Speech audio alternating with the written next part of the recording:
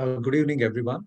Professor Matthew Koshi, thank you very much for having me here this evening as part of this series. And I really appreciate your vision of starting this course because it's not easy for all the pastors and church workers to go to different places, to seminaries or for workshops to equip themselves. So, in a way, this online program has really helped pastors to come together, church workers to come together, especially focusing on ecological concerns. So thank you very much, and I sincerely appreciate you, your department, and the leaders of CSI, and also the principal and faculty of my college, who jointly offer this course. And therefore, it's my joy and it's also my responsibility to be part of this series. Before we move any further, let's spend some time.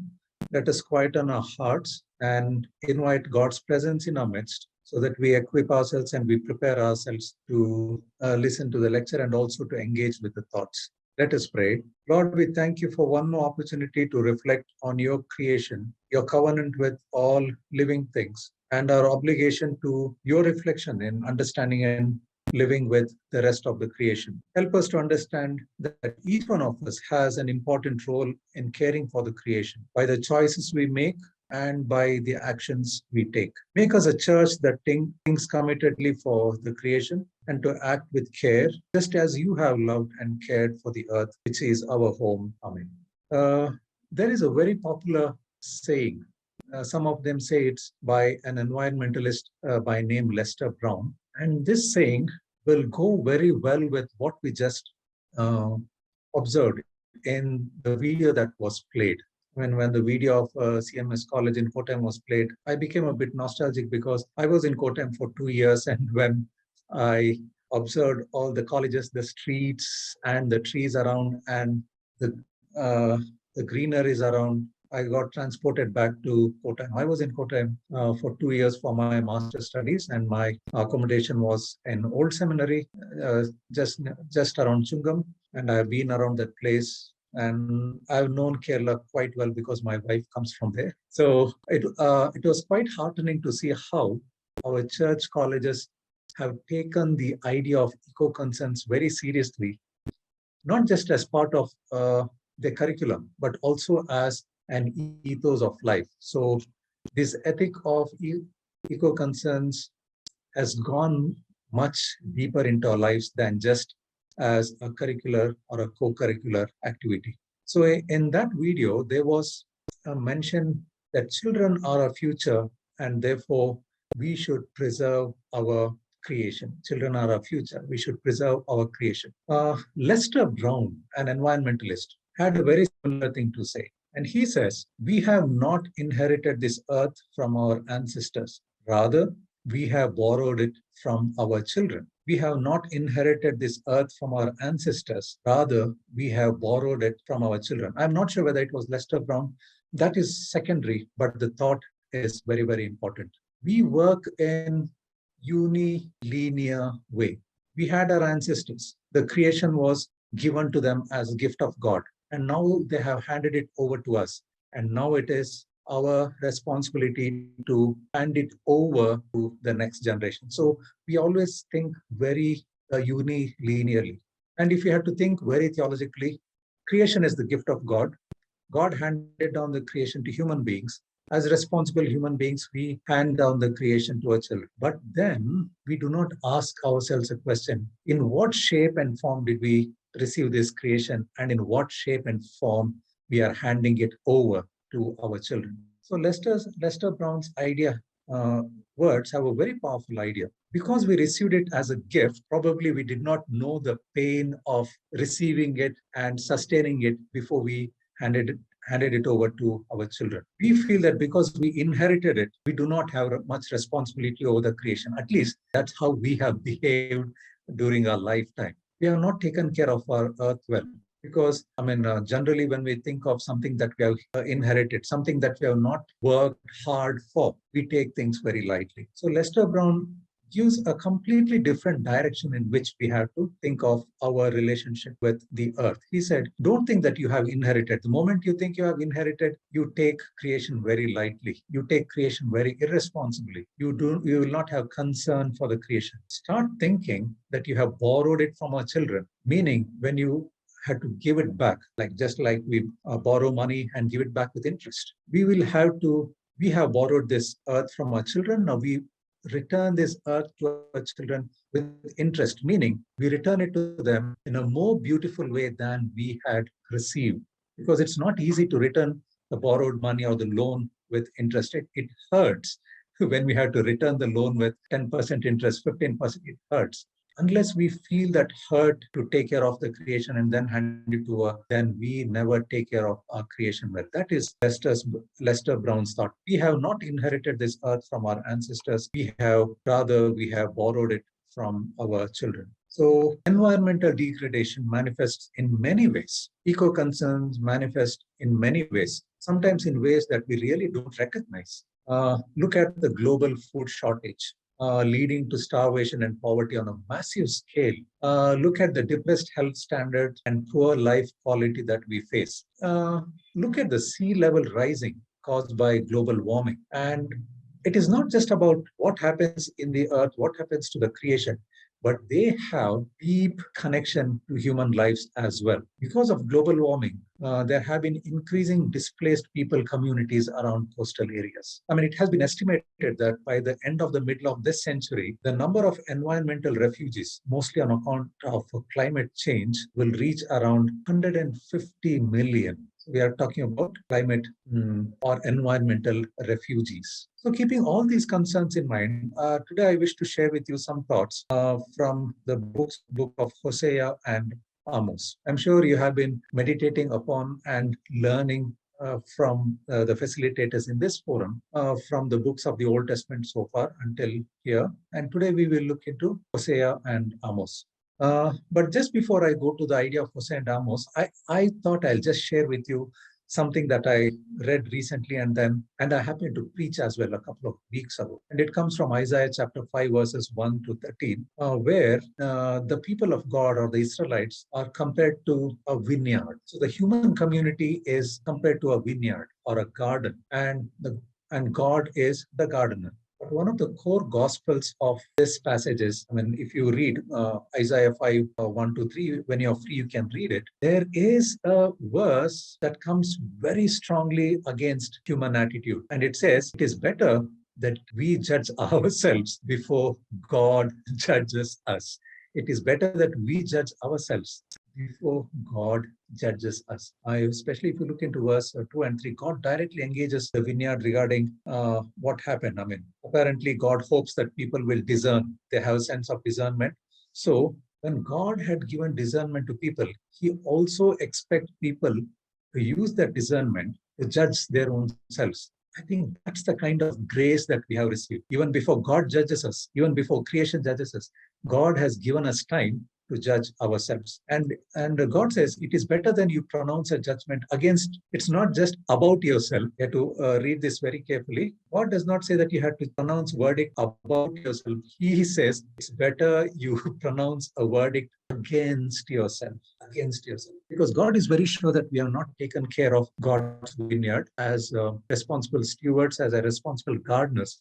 We haven't been mindful of our responsibilities. In other words, we do not need anyone to come and tell us how we take care of the creation and how we look at the creation. And we also know that we have corrupted the creation because of our greed. And even say that we have embarrassed ourselves. And in fact, we have embarrassed God by not listening to the groaning of creation. If you read Romans, there we see even the creation groans out of pain for its own liberation. And therefore, in Isaiah, in this prophetic vision of Isaiah, what we see is a very angry God, a very frustrated God, especially when you read verse 4 in chapter 5.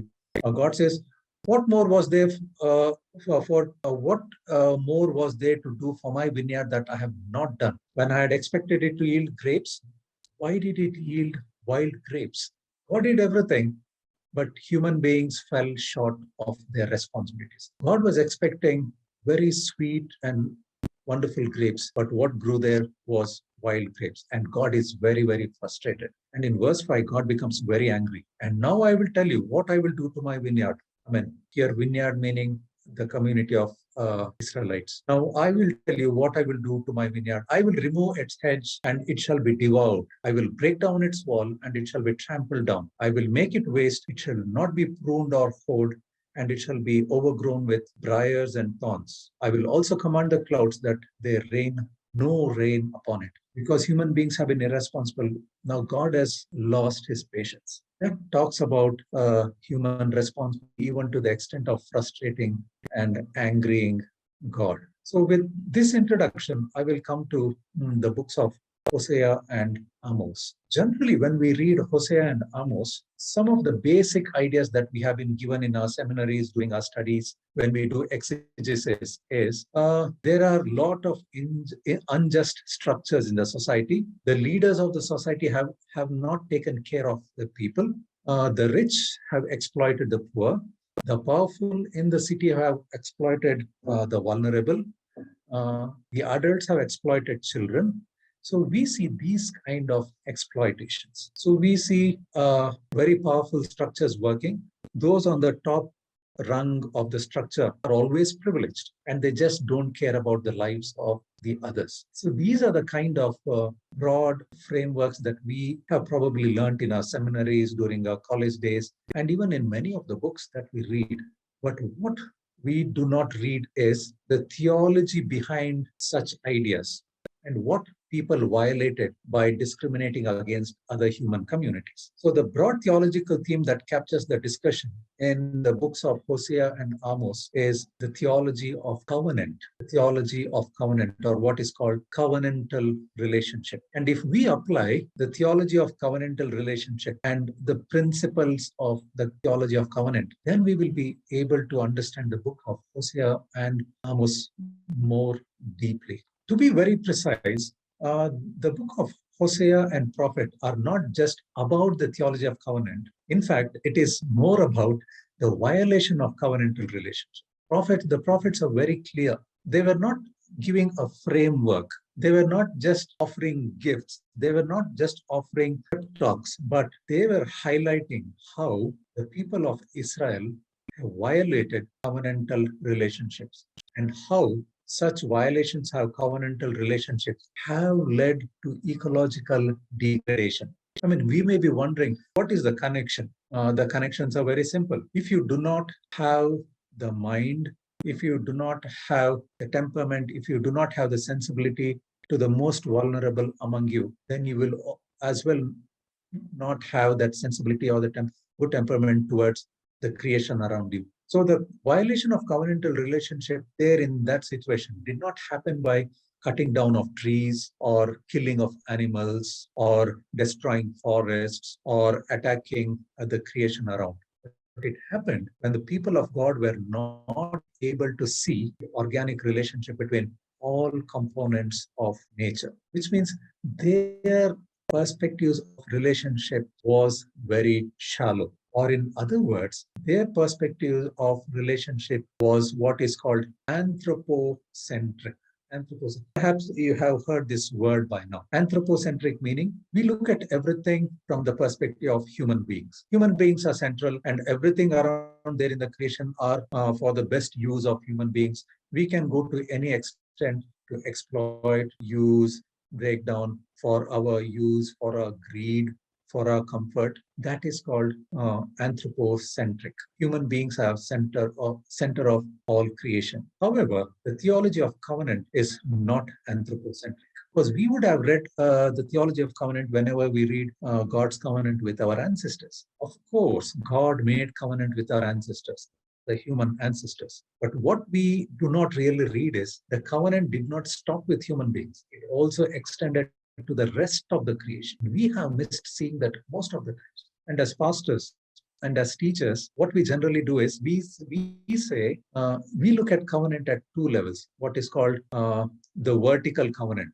Covenant between God and human beings. We draw a vertical line. We say God made covenant with his people. So there is God, and then there is a human community. And then we talk about the horizontal covenant. That's how we generally talk. Horizontal covenant is covenant between human communities. So God and humans, and again between human communities. And we bear this kind of model in mind, and then we start thinking all covenants are only about human beings. But what we really miss when we read the theology of covenant in the Bible is that there is something called a deep covenant, something called a deep covenant. When I use this word deep covenant from this idea called deep ecology. I'm sure by now many of you have heard this word deep ecology, and some of you have certainly read about what the deep theology, deep ecology is.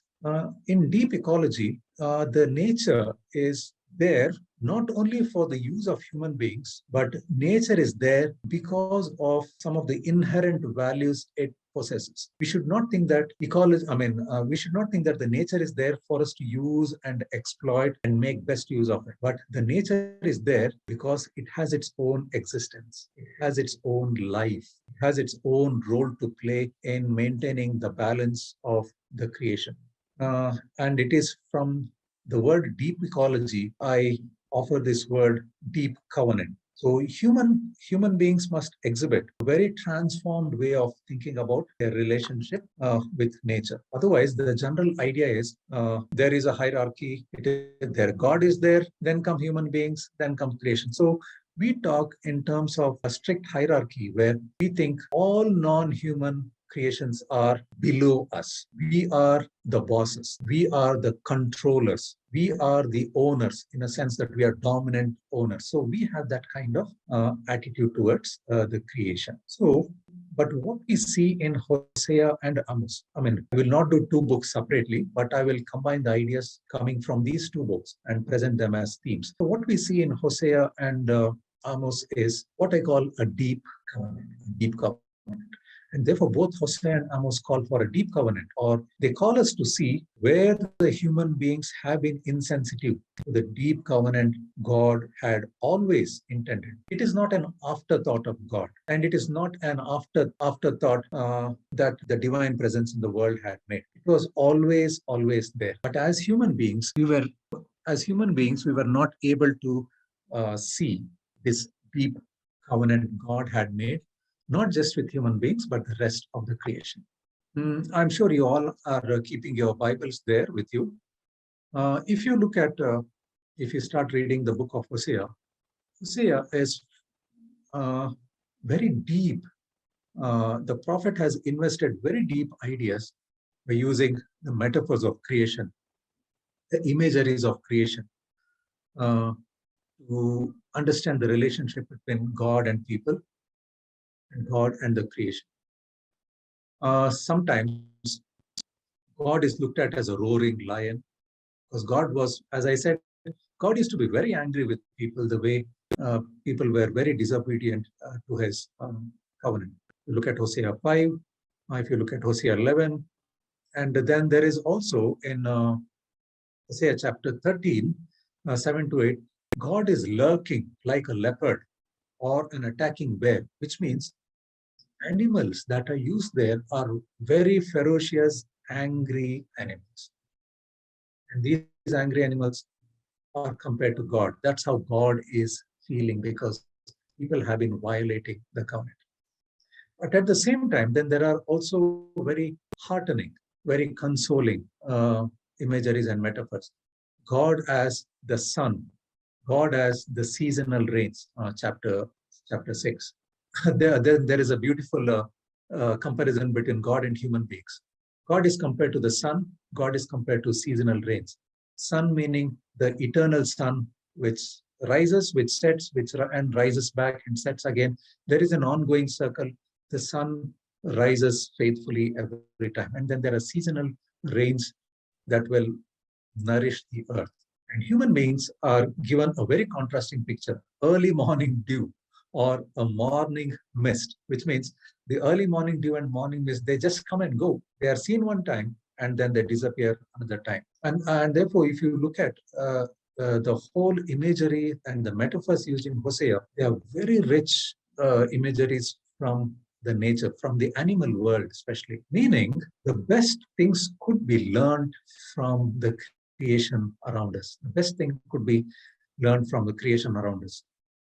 And therefore, it also becomes very poetic. The use of animals, the use of fruits, the use of vineyard, the use of beautiful nature, the mist, the sun, the rains are so rich in their imagery that God thought that was the best way to teach people. So God teaches people through the imageries of creation. Now comes the most important thing that we have to learn from this book, and it comes from Hosea chapter 2, verses 18 to 23. Hosea chapter 2, verses 18 to 23. Can someone read, please? Hosea chapter 2, verses 18 to 23. If anyone has the Bible, and if you could kindly read. Hosea chapter 2, verses 18 to 23, sir. Yes. I will make for you a covenant on the day with the wild animals, the birds of the air. Okay, I want you to read it. I want you to read it a bit slowly, because if you read fast, we might miss out some very important phrases there. I'll do it. I will make for you a covenant on the day with the wild animals, the birds of the air, and the creeping things of the ground, and I will abolish the bow, the sword, and the war from the land, and I will make you lie down in safety. And I will take you from my wife forever. I will take you for my wife in righteousness and in justice, in steadfast love and in mercy. I will take you for my wife in faithfulness, and you shall know the Lord. On the day I will answer, says the Lord, I will answer the heavens, and they shall answer the earth. And the earth shall answer the grain, the wine, and the oil, and they shall answer Jezreel. And I will sow him for myself in the land, and I will have pity on Lo Ruhamah. And I will say to Lo Ami, you are my people, and he shall say, you are my God. Oh, thank you very much. Beautiful, beautiful, beautiful passage. Beautiful passage. There are two things here. The imagery that is used here is one of marriage, or what we call a covenantal relationship. Marriage is a covenantal relationship, or in a liturgical language or in church language, we also call a sacramental relationship. And that is the kind of relationship that is explained here between God, human beings, and animals. It's a beautiful thing. Each one is related as if in a marriage, as if in a marriage. Don't extend the imagery of marriage too far here. But what is very important here is the idea of sacramental relationship, the idea of covenantal relationship. And we need to observe one thing. I will make for you a covenant on that day with the wild animals. I will make for you a covenant on that day with the wild animals, the birds of the air, and the creeping things of the ground. Just in case we thought, just in case we had thought all these years that God made covenant only with human beings for human beings' sake. No, God made covenant with even animals, even with birds and everything that are creeping on behalf of human beings, because the deeper idea here is people did not know how to develop a covenantal relationship with the creation. So God has to intervene and tell them, I will make a covenant for you. If you're not able to understand, I will tell you how it should be. I will show you the way and how to make a covenant, but certainly I will make a covenant with wild animals, birds of the air, and the creeping things of the ground. And in the second passage, on that day I will answer, says the Lord, I will answer the heavens, and they shall answer the earth, and the earth shall answer the grain, the wine, and the oil, and they shall answer Jezreel. Each one is answerable to the others. Each one is answerable to others. Each one is accountable to the others in the relationship. It's not just about making a covenant. It's not just about uh, making a sacramental relationship, but within the sacramental relationship, there is also a deep sense of responsibility. And that deep sense of responsibility is accountability. and being answerable to one another. Here it is more of a circular relationship. Earlier, traditionally or very conventionally, we think of, as I said, vertical between God and humans, then horizontal between different human communities. But here it is a very circular kind of uh, covenantal relation. Each one is answerable to the other. Each one is accountable to the other. In other words, just in case we thought we are the most powerful people in the creation, which means we are more accountable, we are more answerable, and we are more responsible. That's how covenant works. So, and this kind of relationship is an everlasting relationship. I will take you for my wife in faithfulness, and we know that you are my people and I am your God. And this kind of a covenantal relationship is not just in Hosea, but it is also in Amos. Covenantal relationships are explained to show that such, especially in Amos, in the book of Amos, it is more of more about violations, because people already knew what the covenant relationship was, but they had to be told every time how they violated.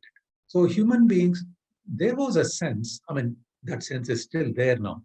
We look at ourselves as good stewards when we especially when we prepare liturgies, when we prepare prayers for Ecological Sunday, when we talk about ecology or any other time, we look at ourselves as good stewards. But somehow I am personally not happy with the idea of stewards. I'll come to that a little later. I'll explain why I'm not really happy. Not that we should not be stewards, but the moment we think that we are stewards, somewhere we become uh, we get the idea of ownership over others. We have that sense of control mechanism working to take control over the rest of the creation. I'll explain that later. In Amos, what is being criticized is people did not know how to be good stewards. Therefore, what Amos calls for is it is not enough if you are good stewards, but you have to be active participants with this, in this covenantal ecology. So, what Prophet Amos calls here is not just being good stewards, but also being active participants. Work hard to keep what has given us in a way that we become answerable to God and also answerable to creation. So it is an ongoing process. We are especially more answerable to God and others because we have only received it, because we did not create it. We have only received it. And this idea of violation should also make us understand, as I said,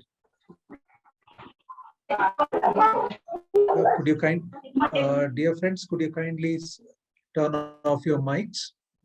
What I was trying to say is, okay, in this covenantal relationship, the non-human components of the creation are not objects that we use, abuse, and exploit, but they are there to maintain a fine balance between each component. Why do I really not like the idea of stewardship? The idea of stewardship, I always think, has to be revisited because our responsibility in covenantal relationship is beyond stewardship. Why? Stewardship somewhere gives us a sense of privilege. I am a good steward. We kind of boast of ourselves as good stewards. It also gives us a sense of privilege. It also gives us a sense of pride, and that it also gives us a mechanism for control. We may be thinking that we are trying to keep the creation of God, but in the process of creation of God, we do not know when we cross this covenantal lines, this line of covenantal relationship. Being stewards will also give us a say over what we are called to look after. So we start thinking that we are better than others, we are better than the creation, and therefore I have the responsibility. Stewardship gives us a sense of very dominant responsibility. Responsibility is there, but then it also gives a sense of dominance. So only an active participant, only if we are active participants, then we will fulfill this covenantal responsibility. Especially if we look at Amos chapter 5, verses 24, there is this idea of justice, and then there is also this idea of righteousness. Whatever we read in Hosea is almost exactly there even in Amos 5:24. Justice and righteousness. Here, justice is told, justice will roll down like waters, and righteousness to flow like a stream. So here again, how should justice look? How should righteousness look? It should look like how the rivers flow, how the stream flow. And through that, God's purpose is fulfilled in this creation. So there is a lot to learn from the creation if we have to understand what justice means, and if we have to understand what righteousness means. And just like it has happened in Amos, going back to the book of Hosea, Hosea also connects this environmental degradation to human sin. When the Israelite community was not faithful to this covenantal relationship, when it violated all principles of covenant, God says it has led not only to strain in relationship between God and human beings, it has also led to the strain in relationship between human and human beings, and also human, especially human and creation. And Hosea says it is something like what Adam did. It is something like what Adam did. Meaning, just like our ancestors uh, were disobedient, or just like as ancestors were not accountable to many of the responsibilities that were given, even the Israelite community has not been accountable, or use the earlier words, they were not answer. I mean, they were not there to give proper answers. They were evading giving proper answers when God asked for answers. So in that case, then how do we really understand uh, the way we look at the relationship between human beings and the rest of the creation? Especially if you, can someone read Hosea 4 1 to 3? Hosea 4 1 to 3. Hear the word of the Lord, O people of Israel, for the Lord has an indictment against the inhabitants of the land. There is no faithfulness or loyalty, and no knowledge of God in the land. Swearing, lying, and murder, and stealing and adultery break out. Bloodshed follows bloodshed. Therefore the land mourns, and all who live in it languish, together with the wild animals and the birds of the air, even the fish of the sea are perishing. Yet no one contend, and let none accuse. For with you is my contention, O priest. That is very powerfully indicting. God finds fault with the violation of covenantal relationship, and God goes on to say, there was bloodshed among you, but it did not stop there. It did not stop there. Who else, who else suffered because uh, of the violation of the covenantal relationship? The nature suffered, animals suffered, the land suffered. And God said, don't go and try and find fault with others. The fault lies in you. So there is a very sad description of how human beings have not been faithful to God's covenant, and how that unfaithfulness has negative effects on the whole created order. What is the created order? The created order is what I suggested as a very circular style of relationship. God, human beings, creation in a very circular form. Each one is accountable to the other, and each one has to uphold the existence and life of the other.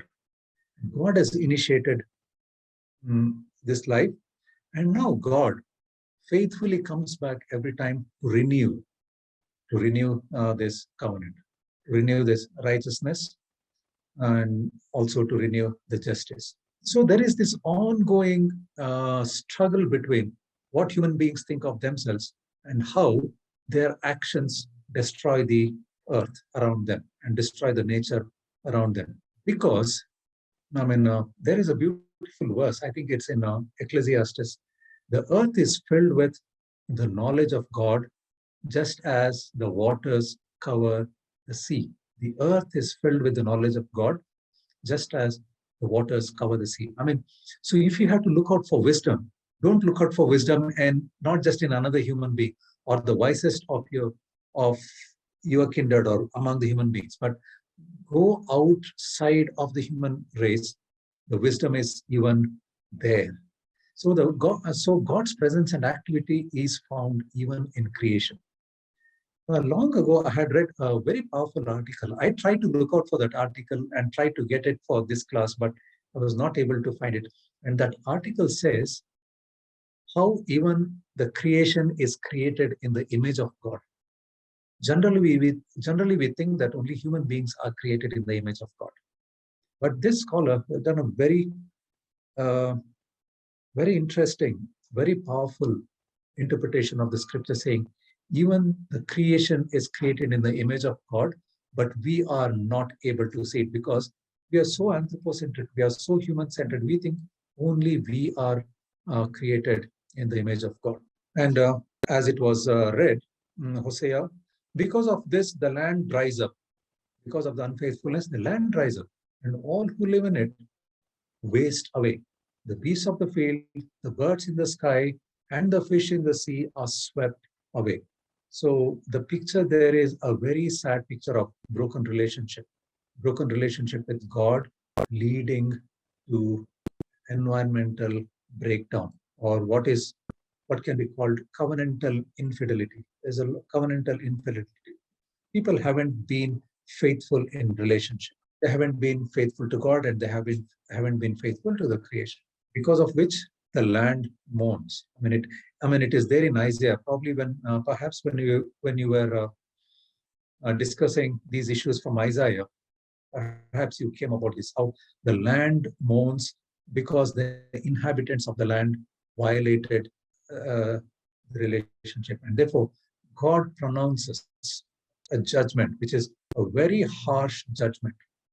And especially, something that we should not forget all the time. Whenever God pronounced judgment, he always judged those on the top of the human hierarchy most. Especially when you read this verse, and he says, I judge you priests. Was I right when I heard that? Whoever read the passage, I judge you priests. And then there is an idea of the failure of the priests. We all gather here as priests, leaders of the community, or priests in various forms. When we take up responsibilities higher than others, then we are also accountable more than others, because we are given a sense of privilege, a functional privilege, and we should not misuse that privilege. And once the privilege is misused, it affects the whole relationship, not just about the human relationship, but it affects the entire rhythm of the creation. In other words, it starts making the covenantal relationship very, very fragile. Now, especially when we come to the book of Amos, the prophet calls for us to address the issue of oppression as a religious responsibility. Especially when we look at ecological concerns, we think that ecological concerns are the responsibility of activists or environmental activists. It's not about preacher. It's not for the preachers. It's not for religious leaders. It's not for those who pray. It's not for those who give tithes. We have those kind of who does what work. But in the book of Amos, there is a very clear understanding that wherever there is environmental degradation, wherever there is strained relationship and covenantal relationship, first see where your religious duty has gone wrong, or where your ethic of duty has gone wrong. Because so especially when we think in terms of religious and non-religious, we have this kind of compartments working in our minds.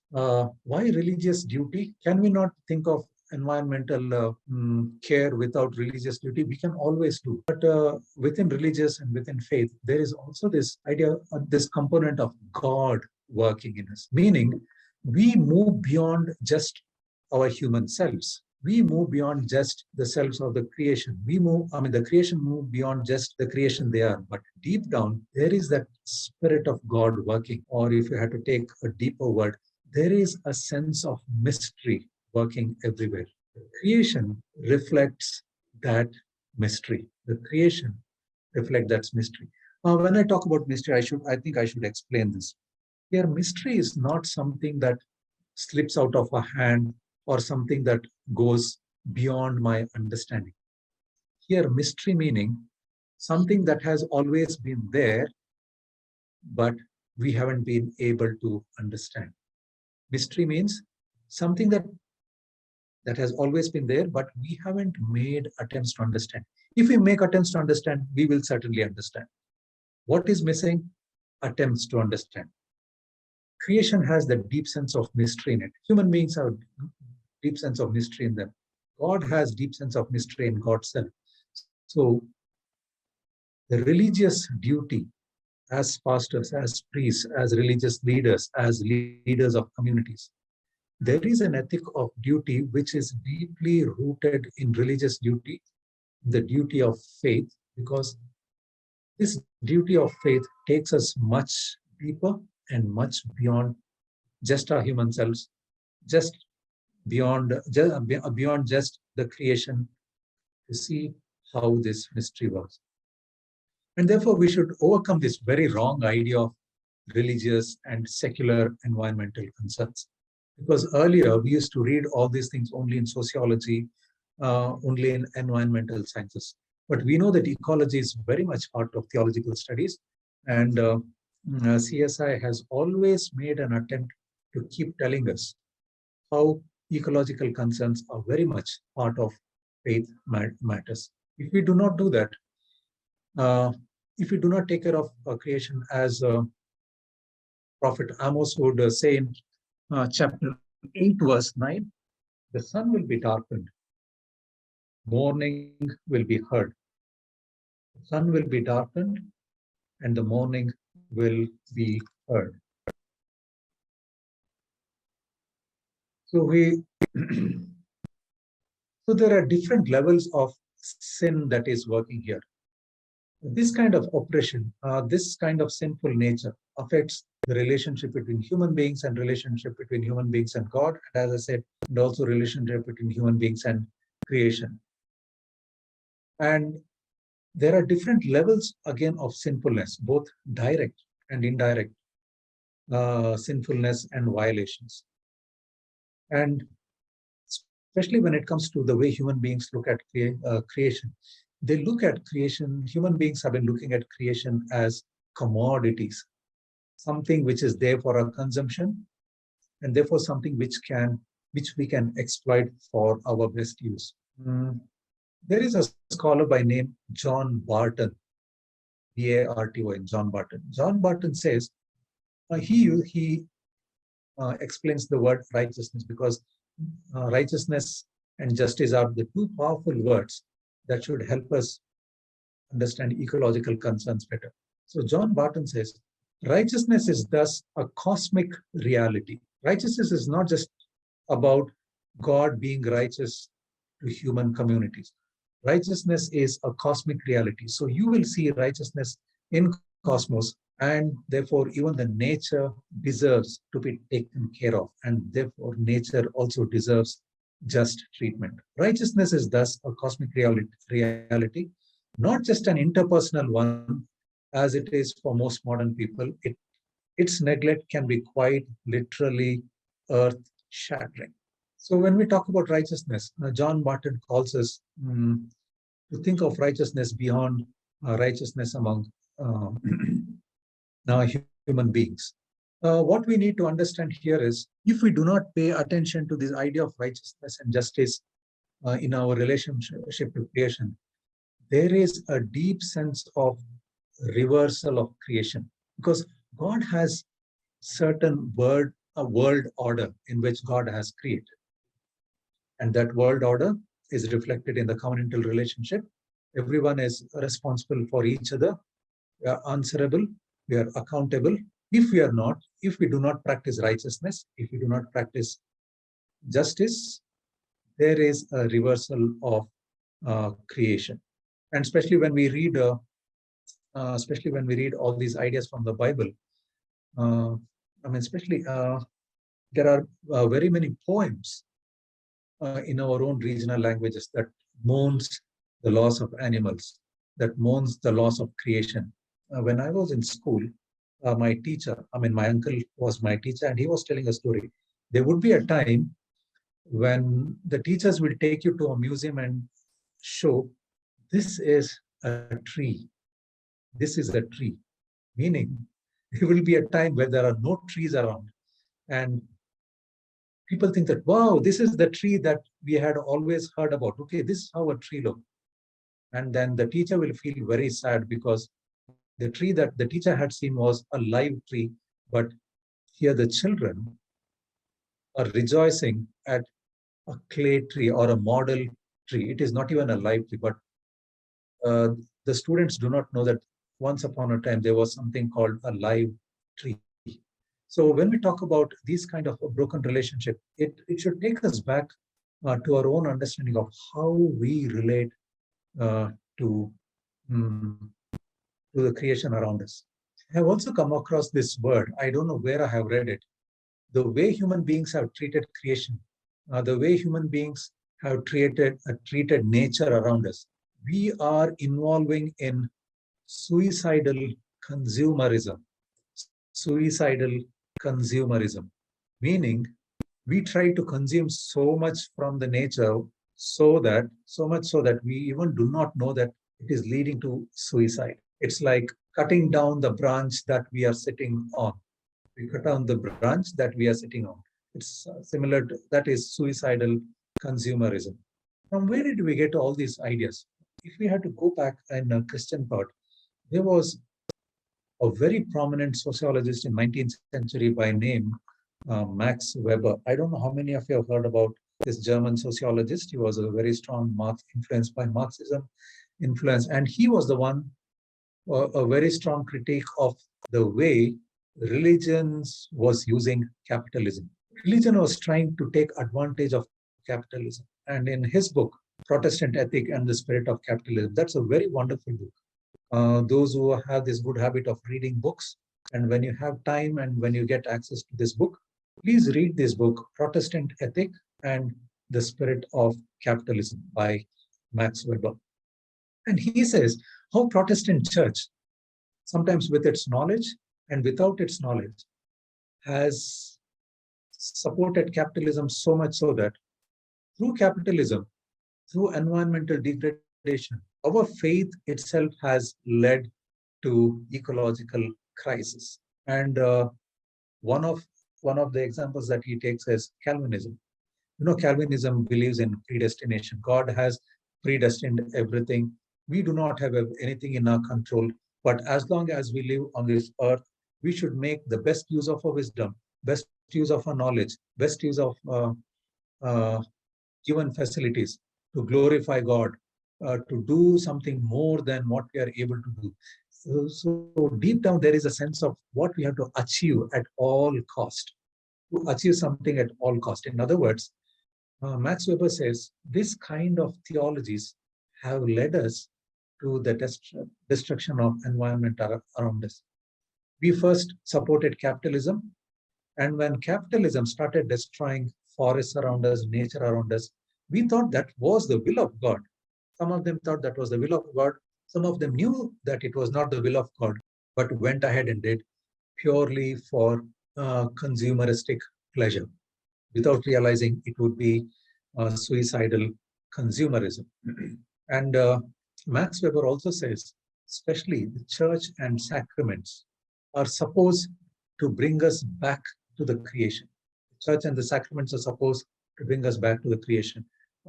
If any one of you is aware of uh, the sacrament of Eucharist or the theology of Eucharist that is practiced in Orthodox churches, not so much so in Protestant churches. We really do not understand the depth of sacramental theology in Protestant churches. I am a Protestant myself. I am a CSI person myself, but I know some of the limitations of our theologies. If you understand the sacramental theology, the theology of Eucharist in Orthodox churches, it is not just the human beings who participate in the Eucharist. The whole creation participates in the Eucharist, meaning the Eucharist, the church sacraments, should bring us back, should reunite us to the creation around us. So when we confess our sins just before the sacrament, we should also confess. We should also confess the wrongs that we have done against the creation. However, this kind of theology is completely lost through what is called Reformed theology, and that's exactly what Max Weber is trying to tell us. We are so much carried away by consumerism, we have even lost this very good theological insight that we earlier had. However, when we look at Hosea and Amos, then there is also a sense of hope. There is a sense of hope. But this sense of hope is very not deeply said. But then there is an idea of restoration of covenantal relationship. As much as there has been a very destructive understanding of uh, human beings, but God has been constantly working to restore. But what the prophets, both Hosea and Amos, have been calling uh, for is that now human beings have to work with God. I mean, we use this word human beings as co-creators, human beings as co-creators. This is the kind of responsibility both Hosea and Amos call us for. Be co-creator with God so that the covenantal relationship is restored. The relationship between God and people, that's what God says. Uh, I'll be your God, you will be my people. You will call me my husband, and you will no longer call me my master. It's not a master-slave relationship, but a deep intrinsic relationship that will move beyond certain boundaries that we have placed for ourselves. So this is a kind of new covenant that both Hosea and Amos talk about. Some things are restored. There is this new vision of restoration. And all this restoration is deeply rooted. And again, root as a very powerful metaphor, root as a very powerful uh, imagery there. The covenantal relationship should be deeply rooted. It should take the root, it should take roots just like plants take roots in God and in creation. And what we also see both in Hosea and the book of Amos is how the people were not able to see their liturgical practices were directly connected to the cosmos and directly connected to the creation. They looked at sacraments as highly ritualistic. For example, most of the festivals, almost all festivals that you see in the Old Testament are deeply rooted in cosmology.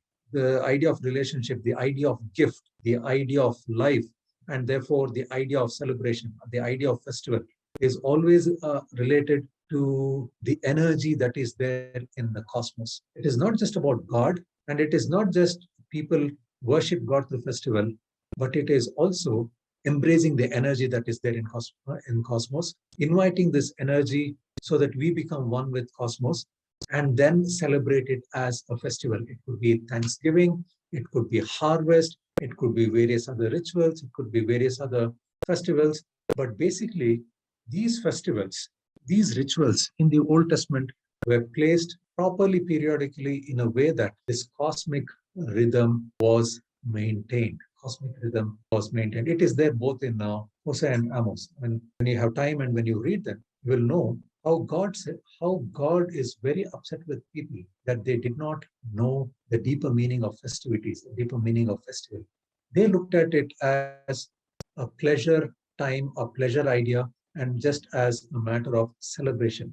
But what was God intending in all these festivals and celebration was that every festival had to bring people closer to the creation, closer to God, so that there is a restoration of cosmic rhythm, restoration of cosmic rhythm. And therefore, the prophets were always preaching human beings to reach beyond their own human history, to reach beyond the history of the Israel land, but look into the cosmic origins. The cosmic origins, I mean, going back to Genesis, that is where you see the cosmic origins. The spirit was always hovering. Even when there was chaos, even when there was chaos, the spirit was hovering all over this chaotic world in a way that it did not go out of control. And that is when God started reordering the world. So the energy was always there. And I generally tell whenever I preach, I tell the congregations, Imagine if God were to create human beings on the first day and the rest of the things on the later days, we would have died by second day or third day because there wouldn't be food, there won't be proper water, there won't be light, there won't be regular need of the energies or the elements of the nature. But God had a plan in a way that everything was created so beautifully in such a way that God would place human beings in a way that they would live. So the creation is there to enhance life. Human beings should follow suit or follow the routine in enhancing life and not kill life. So the idea of human beings is not just about the idea of rejection, but about fulfilling God's expectation.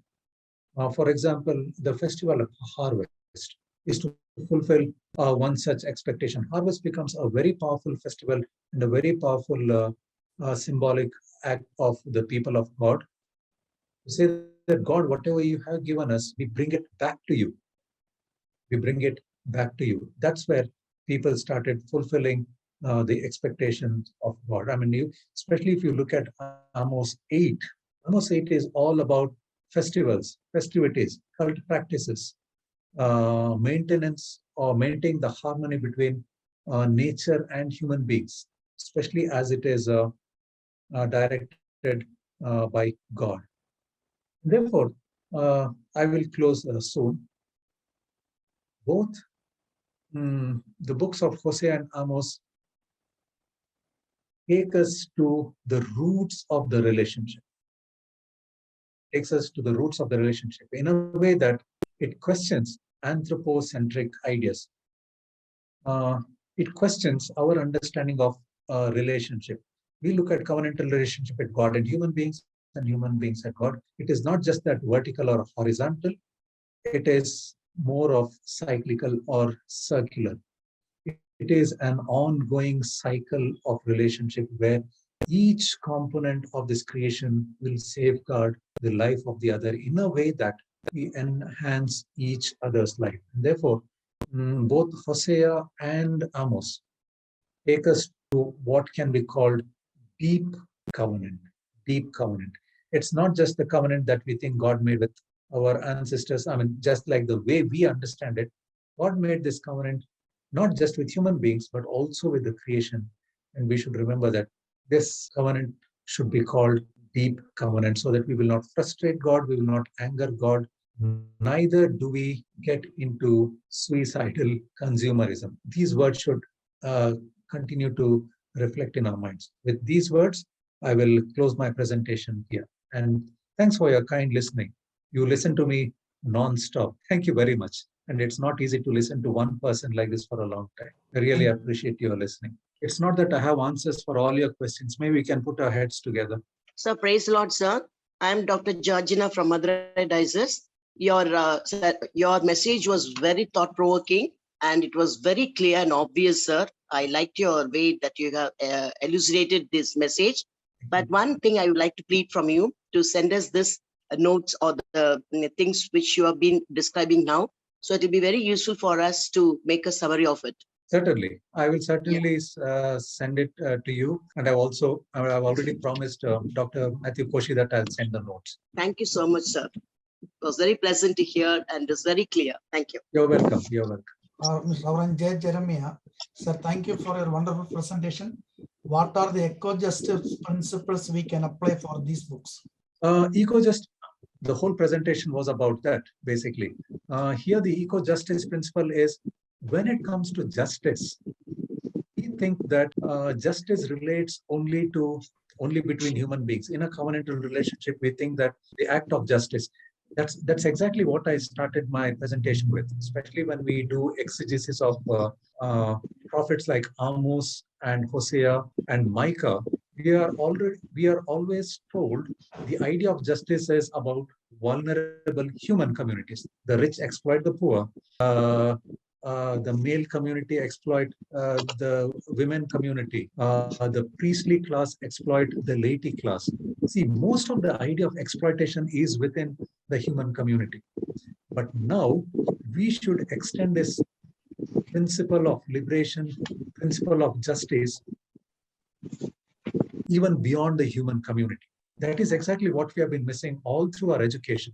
Justice is also for the creation. Justice is also for the creation. And how do we know? We know it from the covenantal relationship that God made with the rest of the creation. And that's precisely the point, dear friend, we started with. That's why I asked you to read. I will make my covenant for you with animals and birds. That is one of the key ecological key principle to understand eco-justice. So covenant is made with the creation. God has created the creation. We are asked to think beyond human selfish or consumeristic attitude. I will also give you some very rude example. Somehow we have been told that human beings are crowns of creation, and sometimes we have taken it very literally. We're called crowns of creation. We behave like kings and bosses and go on exploiting. And only when death knocks on our door, when tsunami hits our land, when drought hits our land, we wonder where our crowns went. We wonder where our arrogance went. Until then, we don't learn our lessons. So we have been given this wrong idea that human beings are crowns of creation. Covenant theology says, no, human beings are not crowns. Human beings are only one component of the bigger part of the creation. So no one is a boss here except God.